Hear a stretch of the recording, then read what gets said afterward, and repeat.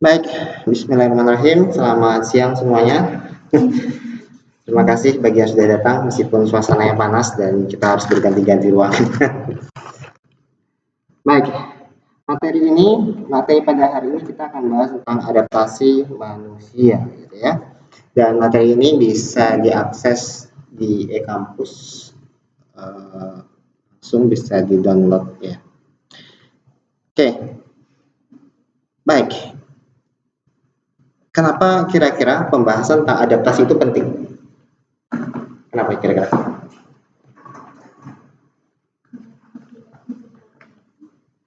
Adaptasi. Kita adaptasi.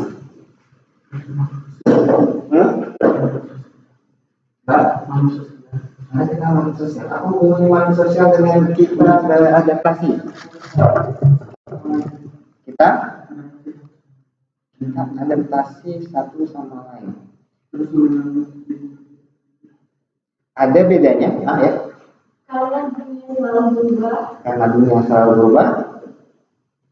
Maka kita selalu mengadaptasi diri ke perubahan dunia dari semua waktu.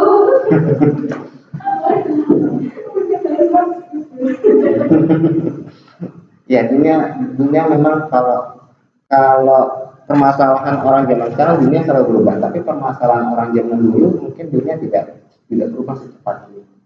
Tapi tetap mereka butuh beradaptasi. Mari kita lihat coba misalnya pendapat dari, yuk, silakan.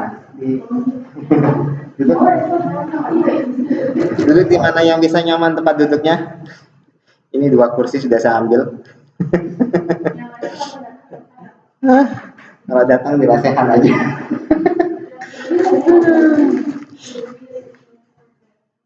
Oke, coba kita lihat. Antropologi adalah studi tentang respon manusia sepanjang waktu berkaitan dengan perubahan tantangan-tantangan fundamental yang terkait dengan survival. Jadi memang ada perubahan yang membuat mereka harus survive. Kebayang nggak kira-kira umat manusia yang sudah entah usia sebenarnya manusia itu berapa, entah jutaan, entah ribuan gitu ya tahun, dan kita masih bertahan sampai sekarang ini, itu karena manusia punya satu kemampuan yang disebut sebagai kemampuan adaptasi. Betul ya? Dulu manusia itu bisa hidup bagaimana caranya? Kira-kira manusia awal mula dia bisa hidup bagaimana caranya? Ya, bertahan hidup gimana caranya kira-kira? Berburu, betul. Karena manusia memang dengan pengetahuan yang dia miliki memang baru sebatas kemampuan itu berburu saja. Bayangkan dia berburu di area katakanlah ini daerah Sanglah ya, Sesetan Sanglah ini, daerah Sesetan, hutan Sesetan. Kira-kira kalau sekian lama dari generasi binatang di sana diburu, binatangnya bertambah atau berkurang? Berkurang dan akan habis. Kalau sudah habis berarti manusia kembali masuk pada krisis pangan. Apa yang dilakukannya kira-kira? Belum sampai ke sana. Hah? Apa yang dilakukan? Peternakan. Belum nyampe arahnya. Mencari tempat baru. Ya, mencari tempat baru.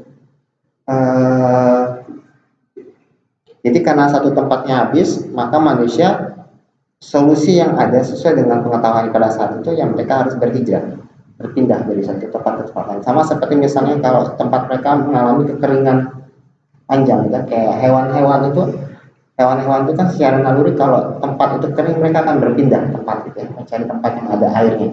Maka manusia juga sama. Salah satu cara dia beradaptasi dengan keadaan itu adalah dia berpindah dari tempat lain. Misalnya dari hutan Sesetan dia pindah ke hutan mana? Sanglah. Sebelahnya masih dekat. Pindah ke Sanglah gitu ya. Pindah.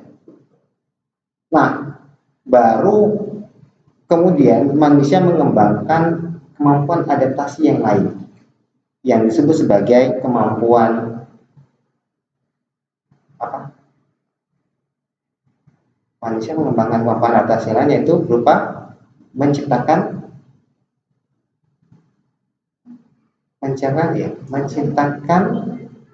nggak sengaja lihat kalau biji jatuh ke tanah dia tumbuh gitu ya, ternyata bisa dimakan buah-buahnya.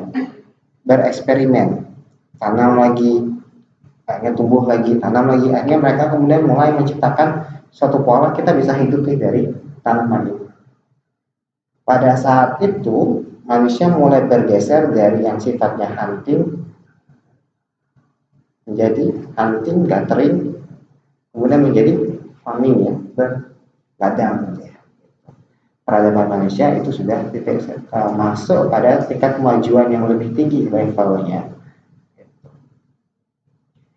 Nah, itu disebut manusia menciptakan kebudayaan. Kita sudah berpindah dari satu budaya berburu, mengumpulkan menjadi budaya berkebun, sudah bergeser. Begitu seterusnya sampai peradaban itu meningkat hingga kita yang ada sekarang ini. Jadi kita ini antropologi itu sebenarnya kita belajar tentang gimana caranya manusia itu bisa survive ya. Seperti halnya gimana caranya Anda bisa survive di perkuliahan psikologi ini. Karena biasanya pasti ada yang tumbang. Ya, pasti. Enggak di sekolah negeri, enggak di PTN, biasanya ada yang tumbang. Banyak. Ini nggak survive. Nggak survive gitu ya. Nggak survive-nya karena dana, karena kesulitan memahami, kesulitan macam-macam. Merasa nggak lingkungannya nggak cocok, gitu. Sehingga nggak survive. Jadi kita membahas tentang survive. Kenapa kita bisa survive di muka bumi? Termasuk kita dalam sejarah kehidupan manusia sudah menjalani perang besar berulang-ulang. Kita pernah perang dunia 1, perang dunia 2. Memang itu perang yang sifatnya di luar Indonesia tapi berdampak ke kita. Terutama perang dunia kedua itu berdampak ke kita sama sekali. Dan saat ini kita memasuki ambang kemungkinan perang dunia ketiga. Karena sudah lingkungannya globalisasi, apa yang terjadi di satu tempat itu akan berpengaruh ke kita. Misalnya saja kita kemungkinan misalnya sekarang nih dunia sedang mengalami inflasi luar biasa hampir di Eropa, di Amerika, dan karena perekonomian mereka melambat dan terhambat, maka berpengaruh juga pada ekonomi kita. Makanya Menteri Keuangan sudah bilang dalam 2 tahun ke depan kita akan hidup kembang kempis. Perkata dompetnya karena akan banyak kesulitan besar terjadi dalam 2 tahun ini. Di tahun ini saja kita sudah mengalami kembang kempis sudah mulai. Ditambah lagi alam kita sudah mengalami El Nino, betul ya, El Nino. Musim panas ini kurang lebih setengah tahun lebih di berbagai tempat sudah mulai mengalami kekeringan. Jadi sebentar lagi beras akan naik harganya. Kita harus beradaptasi dengan itu. Udah naik ya, harga naik ya gitu. Karena nanti akan terjadi banyak gagal panen ya, gagal panen banyak akan terjadi. Makanya kemarin ada isu kita akan impor beras dari Cina. Itu yang jadi perhatian gitu ya. Oke, jadi itu yang kita pelajari ya. Sudah kita masuk lebih lanjut. Nah, kunci dari manusia bisa survive itu adalah adaptasi. Jadi apa sih adaptasi itu? Kemampuan manusia menyesuaikan diri dengan lingkungan dengan dua cara biologis atau cara budaya. Jadi makanya kalau kita semakin belajar tentang manusia itu, kita semakin menyadari bahwa rasanya nggak mungkin manusia itu tercipta dengan sendirinya tanpa ada campur tangan suatu yang entitas luar biasa yang kita sebut sebagai Tuhan. Rasanya nggak mungkin. Sampai ada istilah di sains itu kan, Tuhan tidak menciptakan satu dengan melempar dadu. Jadi acak. Semuanya sangat teratur sekali. Kalau kita belajar tentang mekanisme biologis, jadi dunia yang berubah, bumi yang berubah, semakin kemari, itu kita selalu bisa menyesuaikan diri.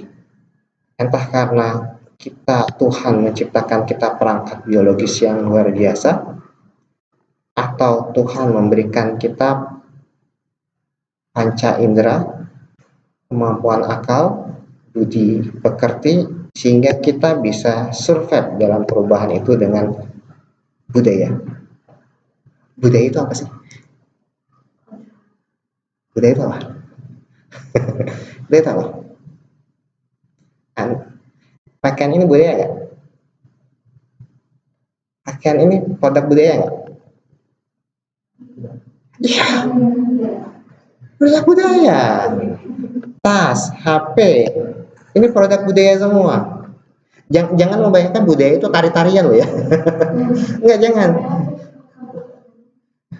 Budaya itu semua hasil kreasi manusia, itu budaya. Kursi yang kita pegang ini produk kebudayaan manusia. Jadi kira-kira kalau jutaan tahun masa depan kemudian arkeolog ribuan tahun kemudian gali, dia ketemu ini. Ini peninggalan.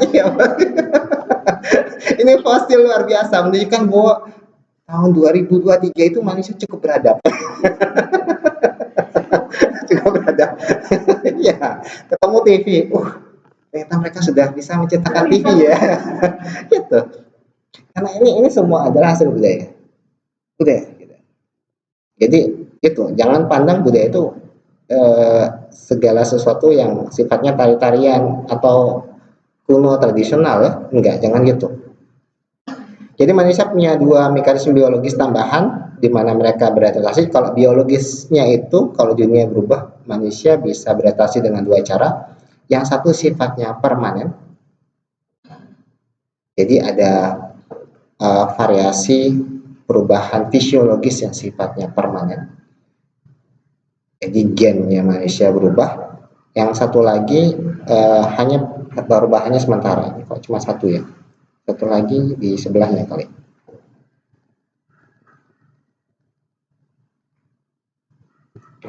Ada yang hilang kayaknya. Nah, kita banyak berhutang konsep tentang adaptasi itu dengan seorang yang namanya Franz Boas. Pernah dengar istilah stunting Kak saat ini? Apa stunting itu? Kekurangan gizi yang menyebabkan yang akhirnya cacat apa? Cacat fisik berupa kurus, kerdil, mungil gitu ya, kecil. Kenapa bisa terjadi? Ya, karena kurang gizi. Betul, karena kurang gizi, betul. Betul. Tapi kenapa kekurangan gizi menyebabkan kemudian tubuh manusia mengecil? Karena Tuhan menciptakan tubuh manusia untuk survive. Ketika dia dalam kondisi krisis, dia semua apa yang ada di dalam dirinya, mau minuman atau apapun, hanya diperuntukkan untuk survive saja, tidak untuk perkembangan yang lain. Jadi karena tadi bilang gizinya kurang, gizi yang dia masuki, asupan yang dia masuki itu hanya cukup untuk dia survive aja, tidak untuk dia berkembang. Gitu. Karena itu di beberapa daerah, misalnya beberapa tempat-tempat tertentu yang memang yang memang masyarakatnya memang kekurangan pangan atau kekurangan cairan-cairan tertentu, protein dan lain-lain, tubuh mereka menyesuaikan dalam rangka survive. Tubuh mereka menyesuaikan. Entah tubuhnya mengecil kah, tubuhnya mengurus kah, atau apapun, yang penting mereka survive. Gitu. Karena itu konsep kayak stunting itu ya sudah ditemukan 1800-an di zaman Franz Boas ini itu. Karena dia menyatakan begitu. Dia menyatakan bahwa ya kalau emang gizi itu kurang, jadi gini, Franz Boas ini hidup di era 1800 sampai 1940. Jadi eranya kolonialisme. Waktu itu orang semua berpikir saya yang paling hebat, maksudnya bangsa-bangsa Eropa. Bangsa Eropa pada saat itu kan suka melakukan kolonialisme, kolonisasi ya. Ya, dia datang ke satu tempat, kemudian dia jajah di sana, diambil sumber dayanya, gitu ya. Ketika dia apa apa yang membuat mereka tidak merasa berdosa melakukan itu? Ketika orang Portugal, orang Belanda datang ke Indonesia, dia tidak merasa berdosa ketika mengambil atau membunuh bangsa Indonesia. Kenapa? Karena mereka berpikir ras kami lebih baik daripada bangsa yang primitif ini, lebih superior. Jadi berpikir ya orang bangsa yang mereka temui datang ke benua Amerika, lihat penduduk Indian yang masih sangat tradisional, dia merasa mereka nggak kenal namanya kuda, nggak kenal namanya mesin, nggak kenal macam, kita tuh lebih hebat daripada mereka. Sayang banget daratan ini dikuasai oleh mereka yang nggak ngerti begitu-gituan. Jadi seperti kelas 2 gitu ya. Gitu. Ada teori namanya teori eugenik yang memang tumbuh berkembang pada saat itu. Kami lebih superior daripada yang lain. Atas dasar superioritas itu mereka merasa boleh untuk menindas yang tidak berharga begitu. Atas dasar itu. Dan kemudian teorinya berkembang mengatakan bahwa fisik orang yang superior itu badannya tinggi, kulitnya putih, hidungnya mancung, gitu ya. Berkembang sama seperti Jerman gitu ya. Nazi itu kan mengembangkan ras Arya yang superior gitu ya. Mereka mengembangkan itu karena dengan itu dikembangkan, mereka punya kepercayaan diri yang besar. Jadi tidak masalah kemudian kalau mereka kemudian melakukan kekerasan pada yang di luar ras yang superior tadi gitu. Franz Boas ini adalah seorang antropolog yang bilang teori eugenik itu bahwa ras tertentu rasial itu superior itu nggak ada. Dia adalah karena dia orang yang datang ke meneliti orang Eskimo, meneliti orang Asia, orang Polinesia, dia teliti semuanya. Dia bilang semua variasi, semua makhluk itu yang dia temui itu ternyata bervariasi. Ada yang kurus, ada yang gemuk, ada yang tinggi, ada yang pendek, dan lain-lain. Bukan soal genetik semata. Jadi kalau ras itu kan bilang genetik. Jadi ternyata manusia itu tidak hanya soal genetik, variasinya. Ya katakanlah, anggaplah misalnya Indonesia ini katakan ras paling tinggi, misalnya Jawa. Misalnya Jawa adalah yang paling tinggi. Coba Jawa itu semuanya sama nggak wujudnya? Nggak, ada yang tinggi, ada yang pendek, ada yang hitam, ada yang putihan gitu ya. Ada yang mancung, ada yang pesek, ada yang coklat, macam-macam. Variasinya berbeda-beda. Jadi ciri-ciri ras itu bervariasi jadinya begitu. Sama bantahnya seperti ketika dia datang ke orang Eskimo begitu ditemukan. Orang Eskimo itu macam-macam. Ke Polinesia ini begitu, macam-macam. Dia temukan begitu. Jadi dia menyebutkan bahwa jadi dia bertanya-tanya kenapa orang itu bisa berubah, bisa bervariasi.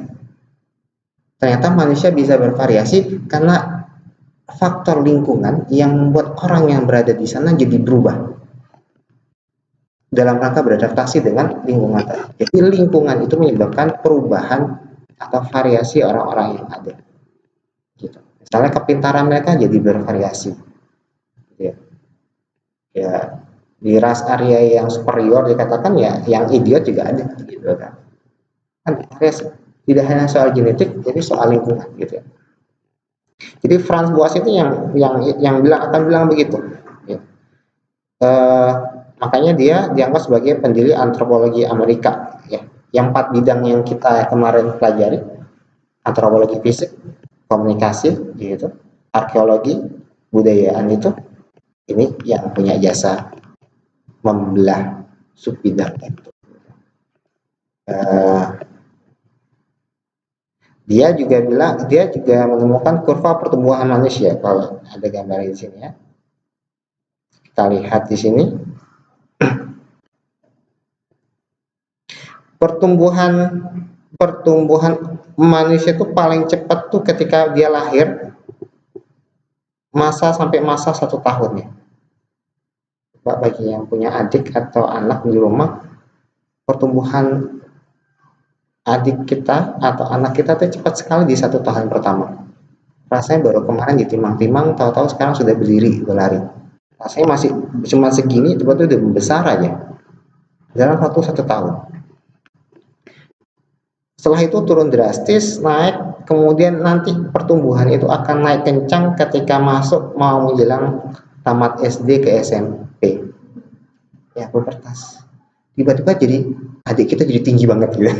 Kapan dia tinggi nih? Ya, tinggi sekali, tinggi banget gitu ya. Di mana perempuan itu percepatannya lebih tinggi daripada laki-laki. Gitu. Jadi kalau laki-laki lebih pendek daripada teman sekelasnya yang perempuan ya wajar. Karena pertumbuhan percepatan lebih cepat dialami oleh para perempuan gitu ya dibanding laki-laki. Tapi nanti setelah itu dia mulai melambat. Masuk SMA ya sudah hampir stagnan lah ya. Tingginya segitu itu aja pada SMA. Kayaknya enggak, rasanya enggak, hampir enggak mungkin dia lebih tinggi lagi dari itu kayaknya. Rata gitu. Dia akan menurun kemampuan pertumbuhannya. Konsep ini Franz Boas yang menemukan. Dan dia meneliti, datang langsung ke orang, dia teliti bertahun-tahun, dia lihat kok berbeda, kok ada persamaan, ada yang lain-lain. Ya, Franz Boas itu. Dan Tuhan menciptakan itu ya sangat teratur banget. Gitu ya. Nah, ini sebut makanya dalam periode pertumbuhan, proses pertumbuhan sebenarnya berlangsung sebagai rangkaian ledakan bergantian dan periode relatif tenang. Ya. Nah, ketika dihadapkan pada malnutrisi, pertumbuhan fisiknya melambat karena dikorbankan semua hal itu, tinggi badan dikorbankan dalam rangka survive. Gitu. Ya stunting kasusnya ya seperti itu.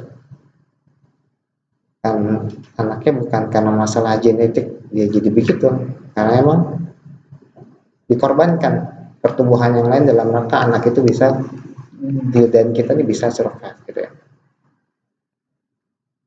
Nah ini juga dia penelitiannya sangat banyak sekali, termasuk meneliti bahwa apa namanya anak-anak ini imigran tuh sekedar bilang bahwa manusia itu bervariasi dan mereka berubah karena lingkungannya gitu.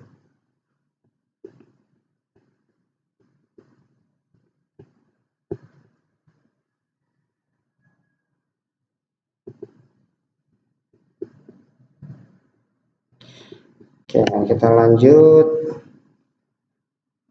Nah, mari kita coba memahami adaptasi lebih dalam.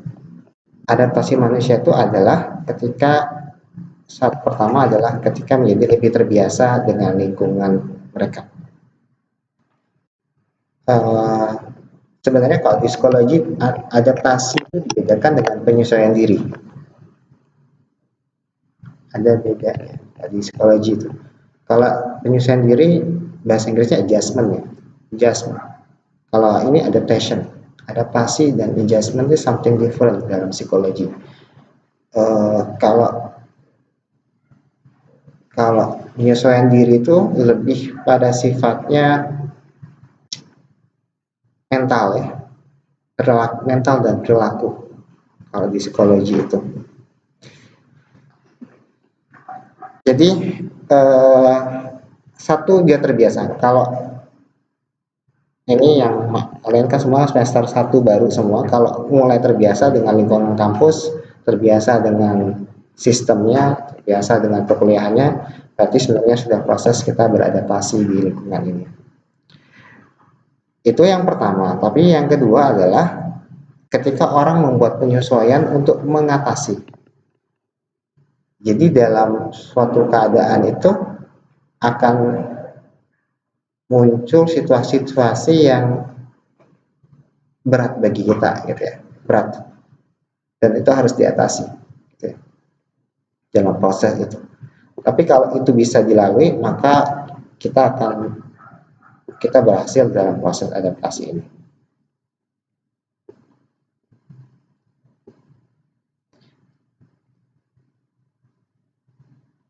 Oke ya, jadi kalau proses-proses ini bisa fisiknya atau bisa lain-lainnya. Nah, adaptasi pertama adalah adaptasi biologis, gitu ya. Adaptasi biologis tadi sebagai yang saya sebutkan, ada yang sifatnya genetik, jadi long term, ada yang sifatnya fisiologis, jadi hanya sementara saja. Misalnya saja, apa bedanya fisik orang yang tinggal di dataran yang dingin dengan orang yang tinggal di daratan yang panas? Kira-kira ada perubahan fisik? Kulitnya kenapa?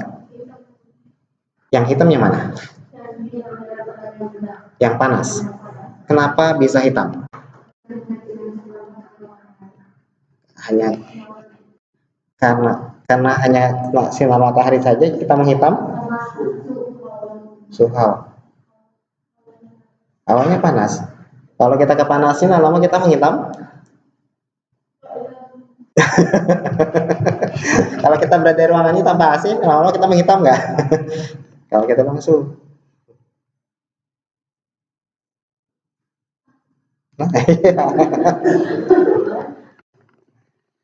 kita itu menghitam itu bukan karena terpapar oleh sinar matahari. Memang sinar matahari itu membuat sesuatu menjadi gosong, gitu ya, tapi bukan karena itu.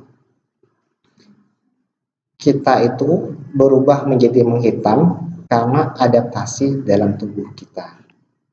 Disebutnya melanin ya. Jadi dia menghitam itu dalam rangka agar mampu menangkal sinar UV dengan lebih baik lagi.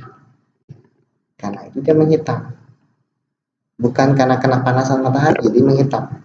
Tapi karena ada panas matahari, tubuh kita beradaptasi, kan mau survive nih. Gimana cara tubuh kita survive? Dia akan mengontrol melanin yang ada di dalam kulit-kulit kita agar mampu bertahan. Kejadian ini tidak terjadi ketika di dataran orang yang darahnya dingin. Nggak perlu kan? Nggak ada sinar UV yang sangat tinggi sekali sehingga dia harus menghitamkan lagi. Meskipun orang Eskimo itu ada gelap juga kulitnya. Tapi apa perbedaan lagi yang berikutnya?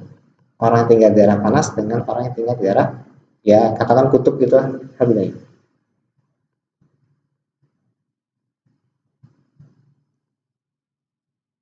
Bisa deh. Berat badannya.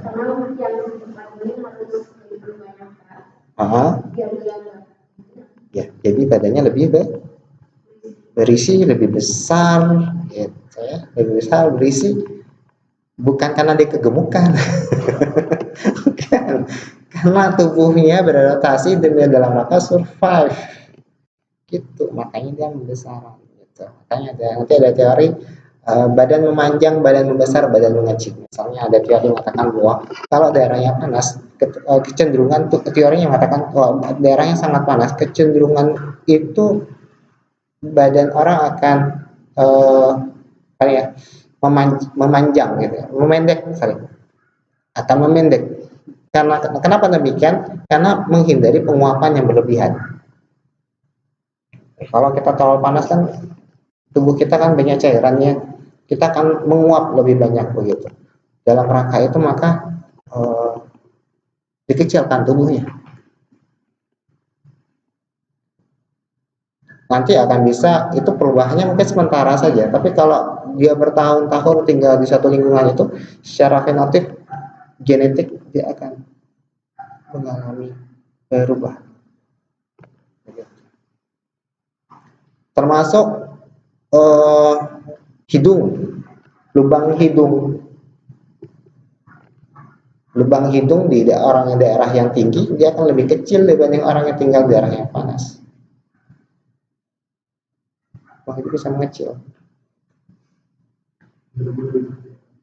Ya, pembuangannya lebih efisien. Kan kita tidak hanya menghirup, kita juga membuang gitu kan, lebih efisien. Jadi nggak tahu ya, emang Tuhan tuh menciptakan kita komplit sebenarnya gitu ya, komplit, komplit. Jadi memang Tuhan ingin kita tuh survive di muka bumi ini. Ini contoh-contoh ada fenotip. Nah ini tadi ya, warna kulit, kulit gelap, ya, karena radiasi UV yang tinggi. Ya.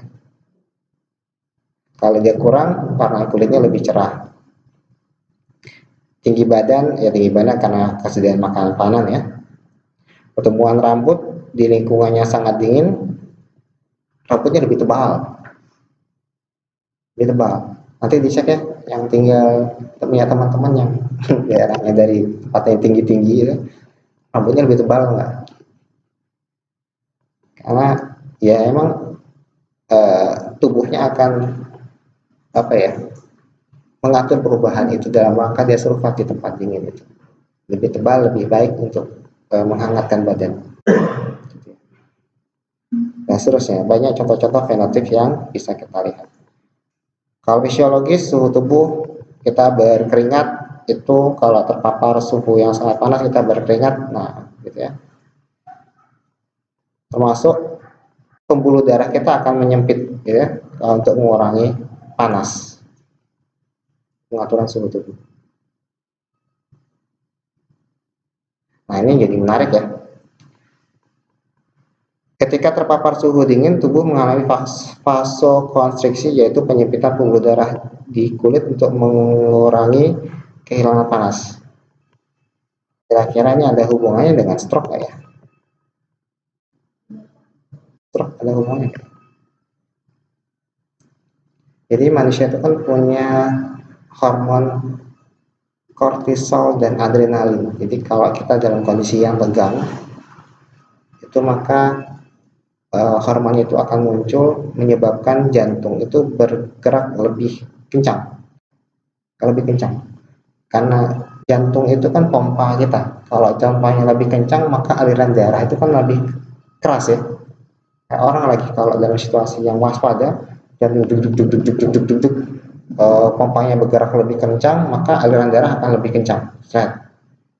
Makanya pecahnya pembuluh darah stroke itu kan seringkali pada saat orang dalam kondisi tegang, pecahnya. Nah, saya ketika baca ini menjadi terhubung kalau penyempitan pembuluh darah itu pembuluh darah ya, nah, hubungannya nggak ya nanti ya? Kalau darah dingin itu orang yang stroke itu bagaimana, darah panas orang yang stroke bagaimana? Oke, gitu. Nah, termasuk juga suhu di ini ya, pernafasan. Ketika berada di ketinggian tinggi, di mana kadar oksigen rendah, tubuh meningkatkan laju pernafasan dan produksi sel darah merah. Jadi, kalau ibaratnya itu, kalau cuma sekian orang, kita butuh berapa kendaraan untuk pergi ke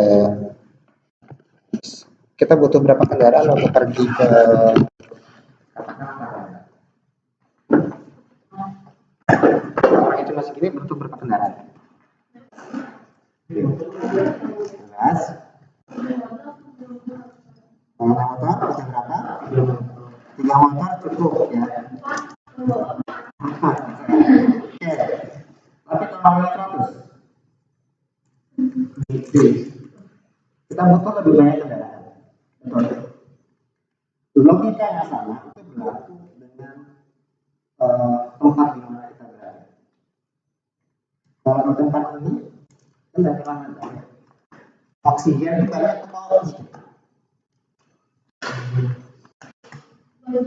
oksigen banyak, tapi kalau di dataran tinggi oksigennya lebih sedikit. Jadi kalau orang bisa melihat oksigen yang bertebaran tuh dia sangat rapat sekali, rapat. Jadi banyak sekali apa namanya oksigen yang ada.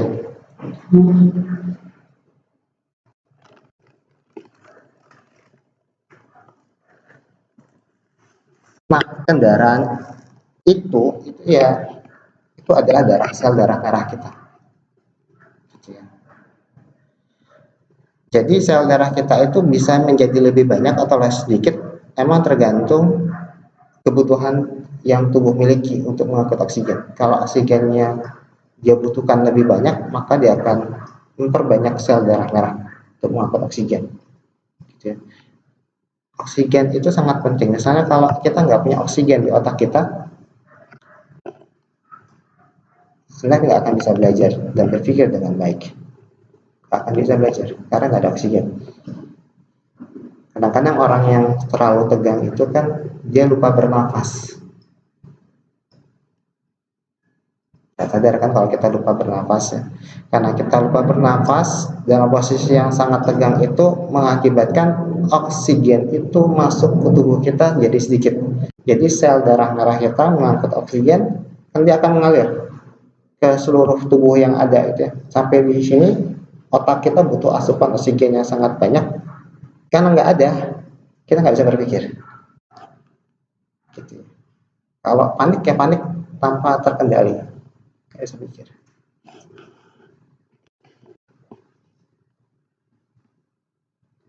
Kemudian regulasi tekanan darah. Ya.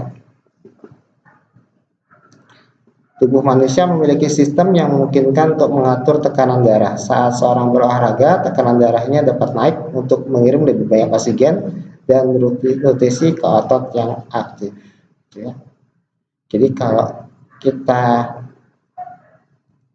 semakin tubuh itu tegang, semakin kita butuh lebih banyak oksigen.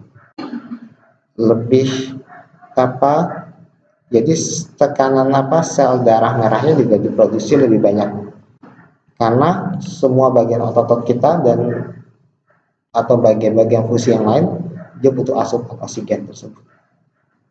Jadi tekanan darahnya ya dapat naik karena lebih kencang.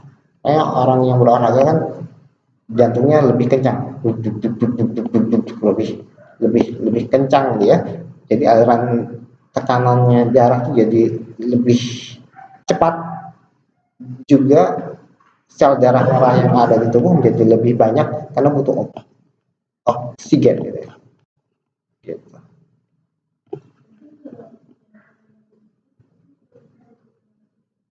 Salah satunya, meskipun tidak semuanya menunjukkan bahwa kita punya oksigen ya. Jadi kalau kita yang tubuh tubuh itu meregulasi dirinya sesuai dengan kebutuhan, gitu ya, sesuai dengan kebutuhan. Misalnya saja kita dalam kondisi yang takut itu kan yang akan lebih banyak aktif di otak kita adalah limbic system, karena nanti kita akan bisa bertindak fight atau flight ya. Mau lari atau mau bertarung gitu kalau dalam kondisi yang waspada itu.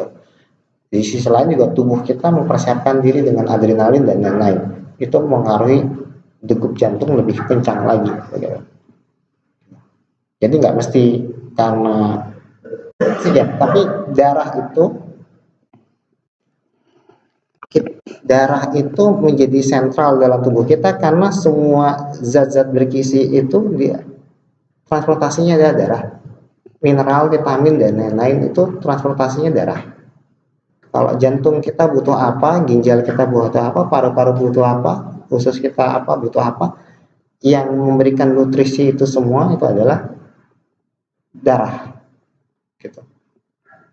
Makanya kehilangan banyak darah itu bisa mengancam jiwa, bukan karena sekedar dia darahnya hilang, tapi karena bagian tubuh kita yang lain menjadi tidak berfungsi karena asupannya tidak ada.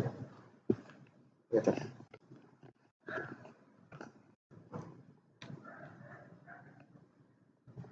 Ginjal ya. Ginjal kita juga kemudian beradaptasi kalau emang kita eh, butuh menghemat air. Sebenarnya ini kemampuan yang lebih banyak ditemukan pada hewan, terutama onta. Malu-malu padang pasir itu eh, dia mampu untuk bertahan lama tanpa minum karena memang dia punya kelebihan di ginjal. Selain dia punya punuk penyimpanan air, ginjal dia bekerja sedemikian rupa seefisien mungkin agar tidak terlalu banyak menghasilkan urin. Jadi kekurangan air itu dapat dikurangi gitu ya.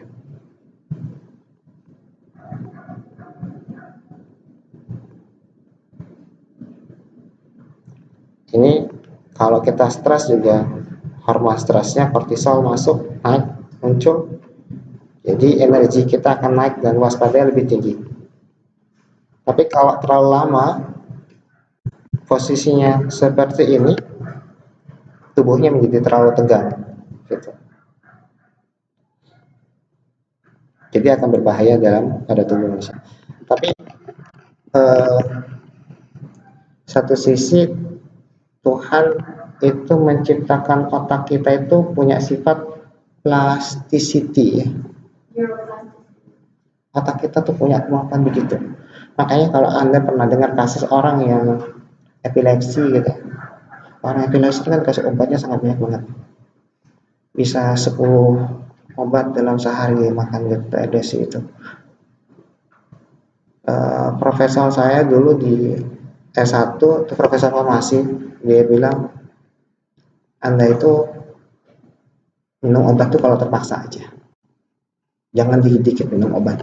Ini profesor farmasi yang bilang begitu, karena obat itu bersifat racun pada dalam tubuh kita, apalagi obat-obat tertentu punya kadar yang sangat tinggi. Jadi kalau kita makan obat atau makan apapun ada proses namanya ADME ya, absorpsi, dia diserap, kemudian distribusi, dia didistribusikan kan lewat darah kita kan distribusikannya. Ada obat-obat tertentu yang dia bisa bertahan dalam tubuh, ada yang hitungan jam dia terbuang lewat urin, ada yang hitungan hari, ada yang hitungannya sangat lama kalau terbuang seluruhnya. Kalau dia sekian lama dia makan, satu obat saja bertahan di tubuh kita sekian hari, mungkin berapa belasan hari bisa. Kalau dia setiap hari asup obat itu, kira-kira apa reaksinya sama tubuh kita? Itu kan beda asik. Jadi obat itu punya sifat merusak, destruktif gitu ya. Makanya dia Profesor Zainuddin, dia bilang jangan minum obat kalau nggak terpaksa. Termasuk obat untuk orang yang kalau datang ke psikiater, misalnya kita lagi depresi atau apa, psikiater itu jurusnya selalu obat, mau apa penyakitnya obat gitu ya. Jadi obat-obat psikiatri itu dosisnya tuh luar biasa keras dan bertahan di tubuh itu lama, tahan tubuhnya lama, dan dia punya daya rusak. Nah, makanya dalam kasus tadi ada orang epilepsi, kemudian dia belajar untuk tidak minum obat lagi. Seharusnya tubuhnya kan sudah rusak karena obat gitu ya.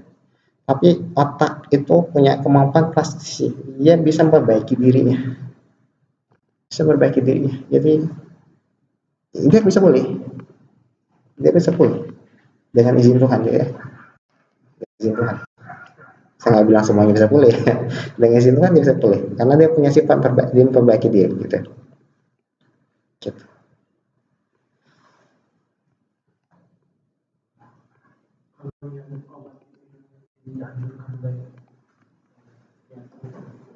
Hah? Kenapa obat-obatnya? Ya.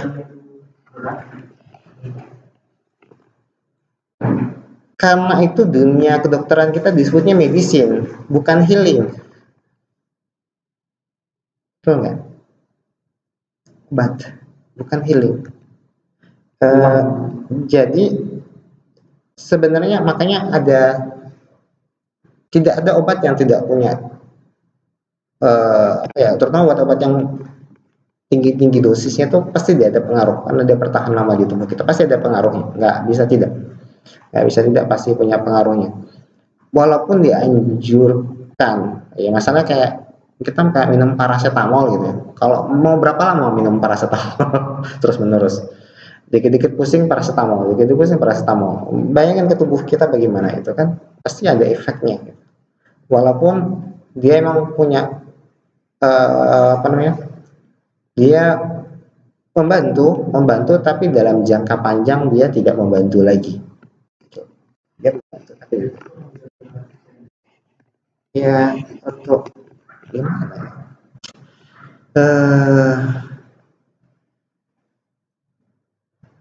Kadang-kadang kita punya pilihan, kita tuh mau menyembuhkan diri kita dengan obat atau kita mau menyembuhkan diri kita percaya pada tubuh kita bisa memulihkan diri. Asal yang kita makan itu sesuai dengan tubuh kita. Sekarang kan sudah banyak bukan mazhab ya, gerakan-gerakan untuk kembali ke yang alami. Misalnya saja gula dikurangi, karbo dikurangi.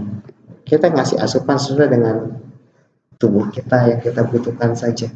Nanti dia akan punya sifat memperbaiki dirinya sendiri. Misalnya seperti puasa. Puasa itu punya sifat memperbaiki tubuh kita. Nggak makan ya puasa itu. Tapi itu punya sifat memperbaiki tubuh.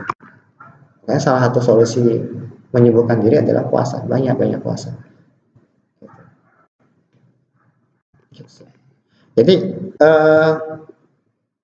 kalau kemudian kita dihadapkan pada situasi seperti itu ya, pilihannya kita mau percaya sama tubuh kita bisa memperbaiki diri atau kita mau percaya pada obat-obatan yang dalam jangka panjang itu punya pengaruh besar di dalam tubuh kita.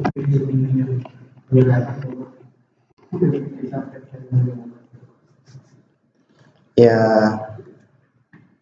yang jelas kita harus berusaha gitu ya, karena kan memang ini apa ya, organ kita ini kan memang didesain untuk mengalami penurunan fungsi, betul ya. Jantung kita menurunkan fungsi, kulit kita ya nanti akan keriput, mata kita akan mulai pandangannya begitu. Didesain seperti itu penurunan fungsi itu. Tapi penurunan fungsi itu bisa kita kelola kalau kita punya strategi asupan makanan yang sesuai.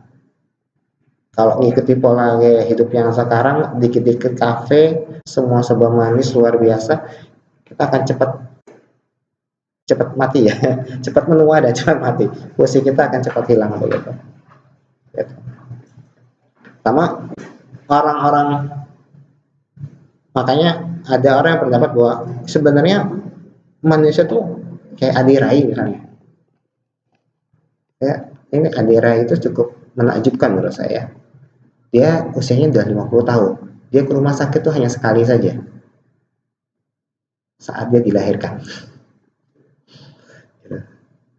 Ya, karena dia termasuk orang yang kelompok yang percaya bahwa tubuh kita bisa memperbaiki dirinya sendiri. Bahkan di usia yang 50 tahun wajahnya masih 30-an tahun ya. Dia awet muda. Badannya masih segar, wajahnya masih usia 30-an, padahal sudah 50-an tahun. Begitu. Karena dia menjaga asupan makanan yang masuk ke dalam tubuh. Jadi kalau itu desain Tuhan untuk membuat kita survive. Jadi memang kan ada pernyataan bahwa kerusakan itu muncul ke diri kita karena ke pelaku kita sendiri kan gitu. Masuk alam ini ya rusak karena pelaku manusia. Tubuh kita bisa rusak, kehilangan kemampuan survive-nya karena kita sendiri. Kalau misalnya sesuai dengan kebutuhan tubuh ya, tubuhnya akan menjaga kita karena enggak kita minta pun dia jaga kita. Ya, kalau kita kepanasan dia menghitam, dia jagain kita. Gitu. Oksigennya rendah, otomatis lih. Itu contoh-contoh bahwa tubuh kita dipersiapkan untuk membuat kita survive. Gitu. Dia punya kemampuan untuk meregulasi dirinya sedemikian rupa, gitu.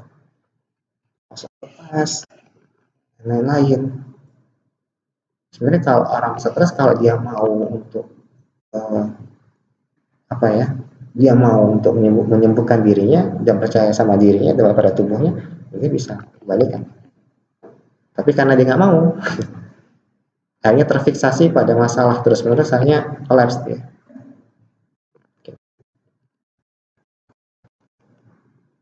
Gitu. Jadi sebenarnya pelajaran kita hari ini, kita tuh hendak memuji kebesaran Tuhan. Wah, Tuhan sudah menciptakan kita sedemikian rupa, kita bisa survive dengan arti yang luas dan sedalam-dalam mungkin. Dari tubuh kita, itu dia bisa meregulasi untuk kita bisa bertahan dalam segala situasi, dan menghadapi lingkungan yang berubah. Tuhan berikan kita akal untuk menciptakan sesuatu yang membantu kita untuk bertahan di dunia ini. Kita kepanasan gitu ya, rasanya susah kita bertahan. Ini kita menciptakan AC. AC ini adalah budaya. Ini produk budaya yang diciptakan sebagai solusi atas lingkungan yang panas. Begitu. Baju kita ini kan untuk mengurangi penguapan yang berlebihan. Kalau kita telanjang begitu saja di luar kan hilang semua cairan tubuh kita. Gitu ya. Makanya bagaimanapun semua agama menyuruh kita berpakaian gitu. Jadi produk-produk kita butuh melakukan perjalanan ke Jawa begitu ya. Secara tradisional kita berjalan kaki butuh berapa hari. Kemudian itu masalah. Dan kadang-kadang kita dalam kondisi kritis kalau kita nggak bisa secepat mungkin sampai di satu tempat gitu ya. Misalnya kalau suatu tempat ada kelaparan, ada bencana luar biasa, dia harus berpindah ke tempat lain. Kalau nggak ada kendaraan, dia kan meninggal. Orang berpikir begitu, berpikir demikian sehingga kemudian menciptakan kendaraan. Dan itu pun kendaraan itu berevolusi sedemikian rupa. Sampai karena teknologinya sudah sangat luar biasa saat ini. Dari sekedar tenaga manusia sampai sekarang tenaga mesin dan tenaga listrik. Itu adalah produk budaya. Jadi Tuhan desain kita untuk ke sana. Pelajarannya adalah sebenarnya semua hambatan dan permasalahan yang kita hadapi itu pasti ada solusinya. Entah solusinya dari tubuh kita atau dari kemampuan kita memanfaatkan akal budi kita. Karena Tuhan menciptakan kita, mendesain kita untuk bisa survive. Jadi jangan bunuh diri kalau ada masalah. Itu namanya tidak survive ya, mengingkari kehendak Tuhan. Kita makanya bunuh diri termasuk dosa besar kalau di agama-agama. Begitu? Ada pertanyaan? Lagi?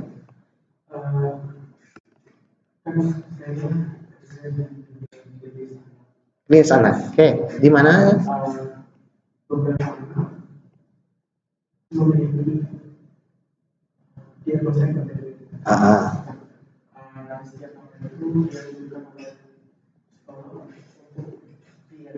Dia, oke.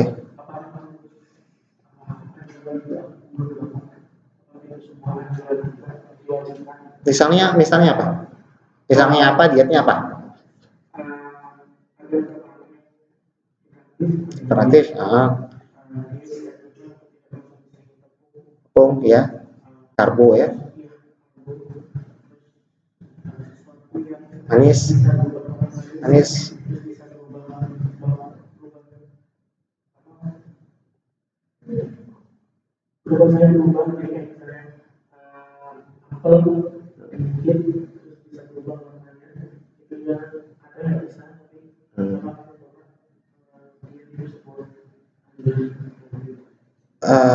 Itu pendekatannya kan ke biologis ya, biologi ya. Tapi memang iya kan, apa yang kita makan itu akan berubah proses kimiawi di dalam tubuh. Misalnya kayak karbo, kemudian gula, itu sebenarnya dia harus diubah menjadi energi.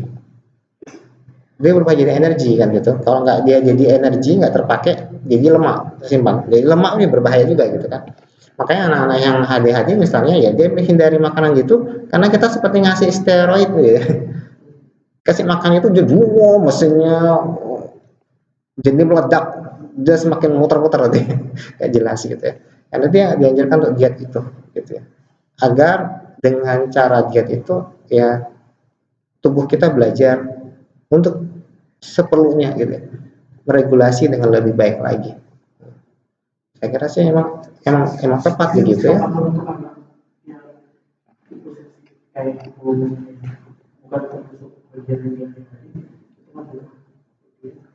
Uh, kita butuh belajar tentang konsep gizi rasanya di sini gitu ya. Saya nggak punya pemahaman sangat dalam di situ, hanya tipis-tipis aja.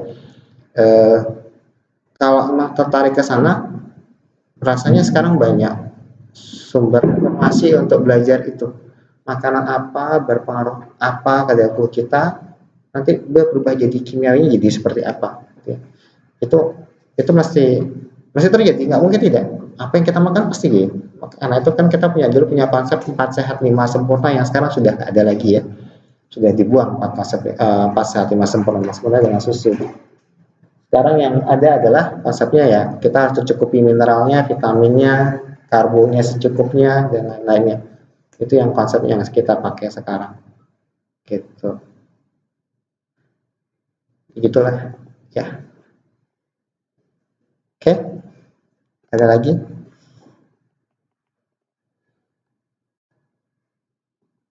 Nah, ini juga akhirnya juga berkembang menjadi antropolog medis ya. Eh, Jadi masyarakat itu punya tradisi penyembuhan, praktik pengobatan, pandangan mengenai penyakit di berbagai budaya. Misalnya orang-orang desa dulu kalau menganggap orang yang kelainan jiwa, gangguan jiwa itu kan dipasung. Itu adalah eh, tradisi-tradisi sifatnya sangat kebudayaan sekali. Hampir di semua tempat ada. Kalau pusing, maka baiknya makan apa? Kalau punya bayi, biar dia tumbuh misalnya, kalau rambutnya agak jarang, dia dikasih apa? Di masyarakat kita kaya dengan khazanah seperti itu gitu ya. Ada yang bisa dibuktikan secara saintifik, ada yang juga belum terbukti secara saintifik gitu ya. Tapi itu ada dan itu menarik perhatian bagi antropolog. Kenapa itu masuk pada kaitannya adaptasi? Karena penyakit kesehatan itu adalah sesuatu yang mengancam survive kita. Dan masyarakat di tengah krisis seperti itu berusaha mencari solusi. Apa kalau lagi demam tuh ngapain? Ngapain? Cari solusi agar survive. Karena digunakan akal budinya gitu ya. Karena itu kemudian kita kalau mengumpulkan yang begini-begini jadi sangat banyak sekali. Kita akan temukan berbagai macam sistem medik yang ada di hampir di masyarakat manapun. Kalau anak-anak muda sekarang mungkin udah nggak terlalu kenal gitu ya, karena kita percaya sama obat, percaya sama internet, cari informasi. Tapi orang-orang zaman dulu, kakek-kakek kita, nenek-nenek kita kalau ditanya, kalau ada masalah ini ngapain? Biasanya mereka punya jawabannya. Biasanya begitu. Nah, antropologi medis itu berkepentingan untuk mengumpulkan itu. Ya. Itu. Oke, saya kira itu yang berkaitan dengan materi adaptasi kita pada hari ini. Jadi ada pertanyaan refleksi. Pertanyaan refleksi ini ada berapa sih? 1, 2, 3, 4, 5 pertanyaan refleksi. Ini adalah tugas pertemuan kita hari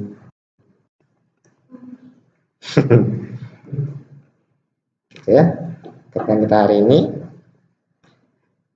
di submit di Google Drive yang linknya ada di e-kampus bagian tugas. Pakai Word, Office, Word saja, gitu. Ke Office saja di upload di link Google Drive yang ada di sana gitu.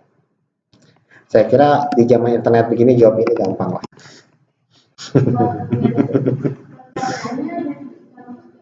Enggak di materi yang bisa di-download. Coba download, sudah download? Ada yang sudah mendownload materi kita hari ini? Sudah di bagian bawah ini. Jadi pertanyaannya ada di sini. Jadi yang di kampus itu cuma ada linknya menuju ke Google Drive. Google Drive itu hanya berfungsi untuk mencantumkan nama, identitas, dan mengupload filenya saja. Soalnya di sini ya.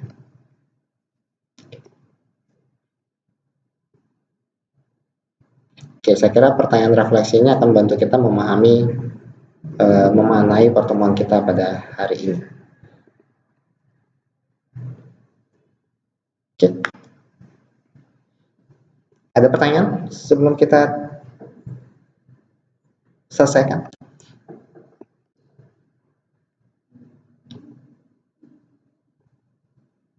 Biar nggak lupa absensi, boleh absensi gitu ya. Boleh download hal ini, kemudian coba lihat linknya, bisa dibuka nggak linknya gitu. Hari ini? Hah? Beratan hari ini?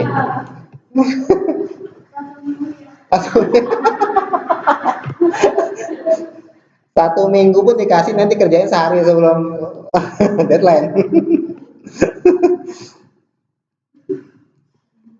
Saya rasa nggak berat ini informasi yang gampang kita cari. Hanya hah? RT-nya gampang, carinya gampang.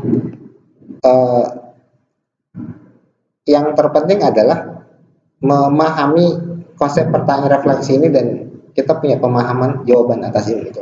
Apanya begitu. Mau menjawabnya dengan direfleksi, direnungi, ya baik-baik ya butuh berapa hari kalau.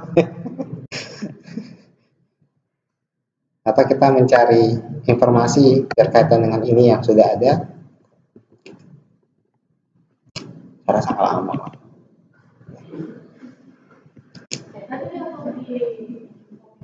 Jifong, iya, Jifong.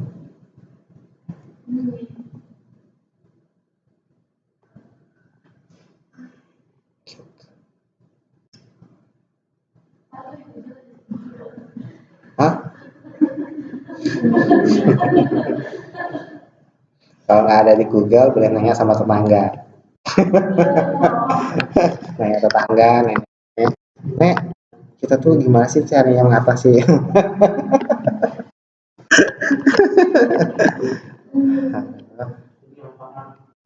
Hah?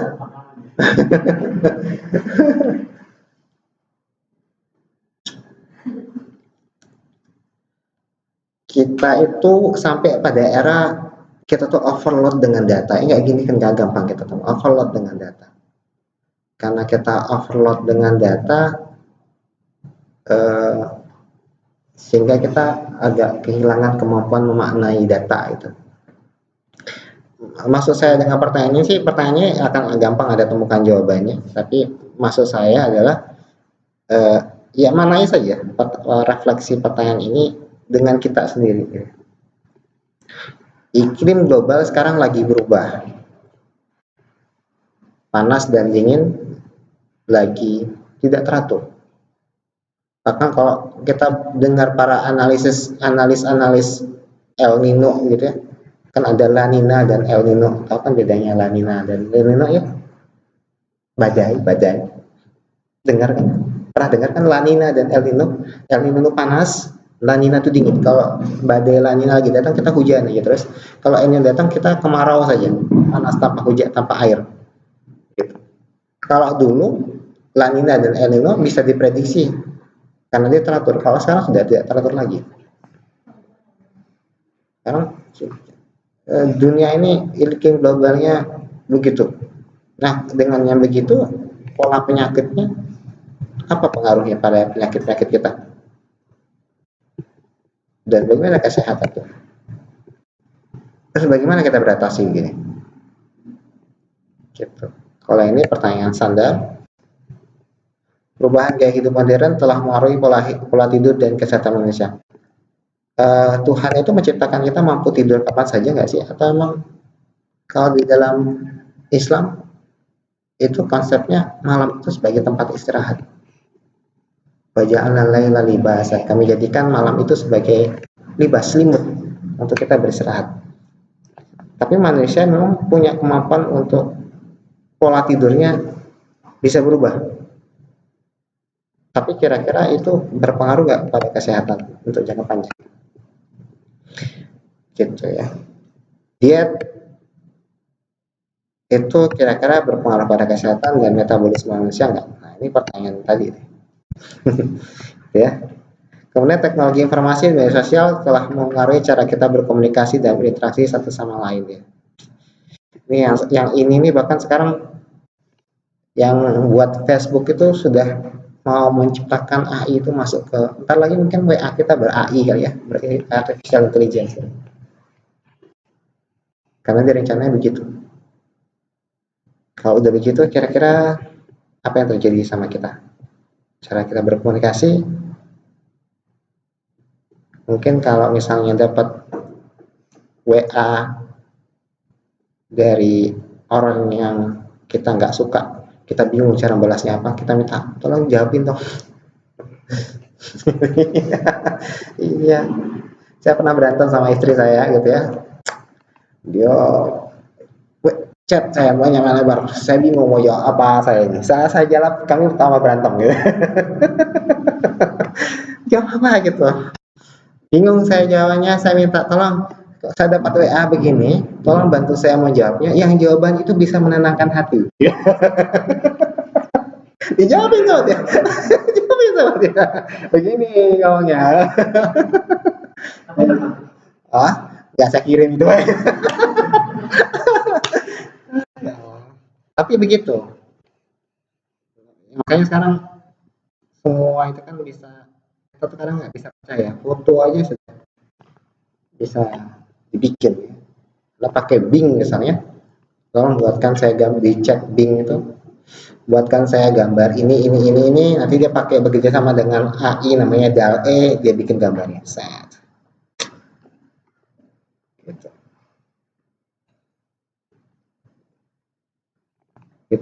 Gitu ya. Jadi itu adalah tantangan kita di saat ini. Tantangan kita agak berbeda dengan manusia-manusia yang hidup ribuan tahun yang lalu. Tapi meskipun tantangannya aja berbeda, tapi pada prinsipnya apa yang tubuh kita alami, mental kita alami sama saja. Kerusakan tubuh kalau dapat berlebihan ya berpengaruh. Tekanan, benci orang berlebihan saja itu bisa menyebabkan bagian-bagian tertentu organ kita jadi bermasalah, apakah ginjal, apakah paru-paru. Hanya ada yang menghubungkan antara penyakit fisik dengan penyakit emosi. Kalau emosi kita terlalu berlebihan, marah kita berlebihan, dia akan mengaruh ke organ tubuh yang mana. Jadi penyakit. Jadi kalau kita berpenyakit gara-gara kita terlalu kesal sama orang ya, salah satu solusinya adalah maafin dia dengan setulus-tulusnya. Karena dengan itu beban di tubuh itu, beban di emosi jadi hilang, beban di organ tubuh kita jadi hilang juga. Baik, itu untuk pertemuan kita pada hari ini, ya.